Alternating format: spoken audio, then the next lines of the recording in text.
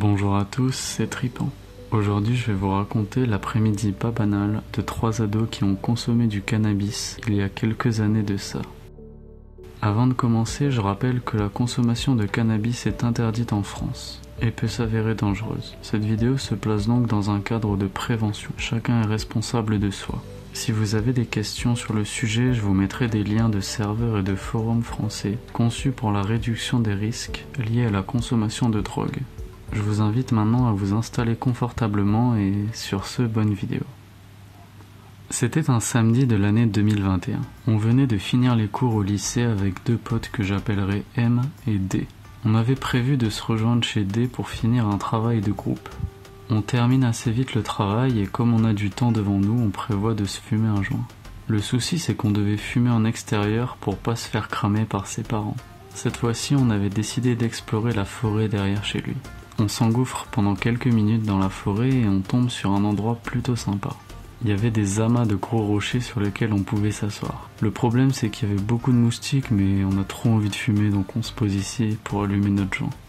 C'est un pur qu'on apprécie tranquillement avec un peu de musique. Comme on avait emmené notre bang, on fait la technique de mettre le joint dans la douille pour tirer des plus grosses lattes.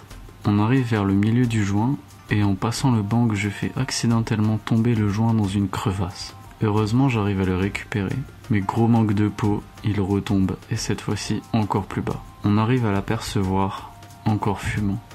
Le truc c'est qu'il est vraiment tombé profond. Étant fumeur occasionnel, c'est rare qu'on ait de la weed donc on est déterminé à récupérer notre joint. On essaie chacun notre tour de passer le bras dans la crevasse. On tente de l'étirer le plus qu'on peut comme si on avait la capacité de le faire mais hélas on n'arrive pas à l'atteindre. On se met alors à élaborer des stratagèmes pour le récupérer. On essaie d'abord de l'attraper avec des bâtons. Puis on se faufile à travers les rochers par-dessous, sur les côtés. On souffle dans la crevasse pour le faire bouger, mais rien à faire. Il est hors d'atteinte. Quand on regarde dans la crevasse, on voit un triangle maléfique. On est persuadé que c'est un trou infini qui mène aux enfers. Et que la seule personne qui peut y descendre est Lil Nas X, comme dans le clip Montero où il descend avec une barre de pole dance. On en vient même à penser que c'est peut-être lui qui a notre joint. On est dépité. Sur le moment, récupérer ce joint est l'unique quête de notre existence. Seulement, ça fait bien 20 minutes qu'on galère et on comprend qu'on n'arrivera pas à le récupérer aujourd'hui. En mémoire de ce joint perdu, on décide de lui attribuer le nom de joint sacré. Et c'est ainsi qu'est née la légende du joint sacré. M doit bientôt rentrer chez lui donc on quitte notre emplacement. On passe à travers un champ de canne à sucre et j'ai l'impression que des fourmis me grimpent sur le corps. Je me mets à courir en me tortillant. Heureusement, on atteint assez vite le chemin principal. On reste debout un petit moment à profiter de la chaleur du soleil et à rire de notre tête de fonce D. On finira l'après-midi dans la chambre de D à chiller sur la musique. Quelques jours plus tard, on retourne avec D et un autre pote dans la forêt, à l'endroit où se trouve le joint sacré. C'est notre dernière tentative de sauvetage et on est déterminé à le récupérer. On passe en mode commando. Je me faufile à nouveau à travers les rochers mais n'arrive toujours pas à l'atteindre. J'ai même failli rester coincé dans le trou. Mes acolytes m'ont aidé à sortir. Après une bonne heure de fouille, on abandonne. La seule solution qu'on envisage aurait été de louer une pelleteuse pour déplacer les grosses pierres. Malheureusement, on n'a pas les moyens donc on laisse tomber cette idée.